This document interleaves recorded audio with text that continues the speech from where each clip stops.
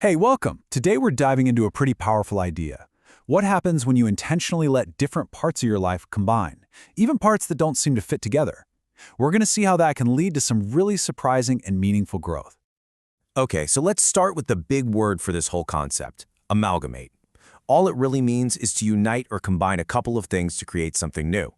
And look, we're not just talking about multitasking here. This is about a true fusion.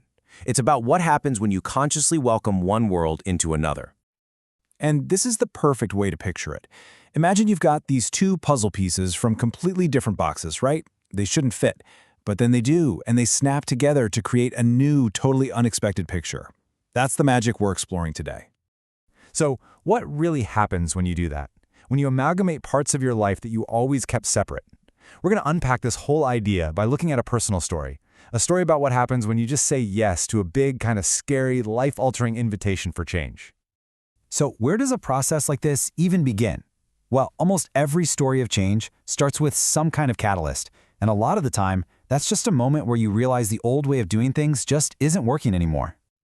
This journey started with that nagging feeling, you know the one, where something just feels fundamentally off. There wasn't a clear roadmap, no five-step plan to fix it, just this powerful gut feeling that a major switch-up was needed to mend what felt so broken.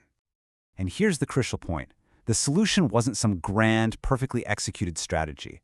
It was an unexpected opportunity, a second job, that just sort of showed up. It wasn't forced, it was invited in.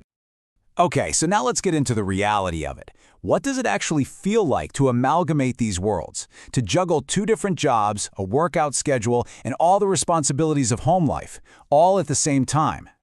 What's so fascinating here is the duality of it all.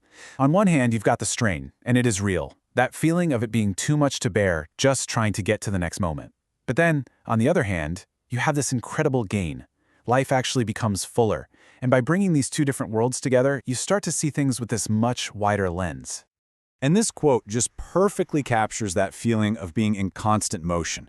It's not about mastering the chaos, it's about learning how to navigate it, right? It's like you're just swimming, trying to stay afloat as new challenges constantly pop up to replace the old ones. But you know, something remarkable happens when you're in that chaos. Instead of drowning, that feeling of swimming through it eventually leads to a new kind of clarity. A wider perspective starts to take shape. And here's how. The two jobs offered completely different viewpoints. One was all about facing customers, the public. The other was about facing employees, internal dynamics. Constantly switching between those perspectives was like having two different teachers in your life, and each one was showing you a brand new way to see the world. And all of this led to a really profound realization about control. You can't force things to happen. You do your absolute best, and the world is going to do its thing. The real goal is just to find that sweet spot in the middle, where what you want and what's actually happening can align, even if it's just for a moment. You see how this just shifts the entire definition of success? It's not about reaching some fixed finish line anymore. Instead, success becomes the process itself. It's about knowing that you are living as fully and as engaged as you possibly can, no matter what the final outcome is.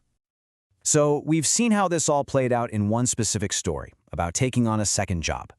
But the core lesson here isn't really about working more. No, it's about a universal principle of growth that honestly applies to all of us. This quote just says it all, doesn't it?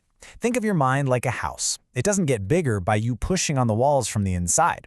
It expands the moment you open the door and you welcome something new to come on in. So the key here is that this is an active process, but it's a gentle one. It starts with a simple choice, a conscious decision to be open, to decide to invite. Then you welcome whatever feels unfamiliar or different. And finally, you just allow that new thing to create more space in your thinking. And this is the core lesson, the main takeaway we've been building towards. Real, lasting growth isn't something you can muscle through or force to happen. It happens in that quiet moment when you decide to be open to a new idea, a different point of view, or an unexpected opportunity. So that leaves us with one last thought. It doesn't have to be a huge life change. It could be a book, a conversation with someone you disagree with, a new hobby. What is one unfamiliar puzzle piece that you will decide to invite into your life today?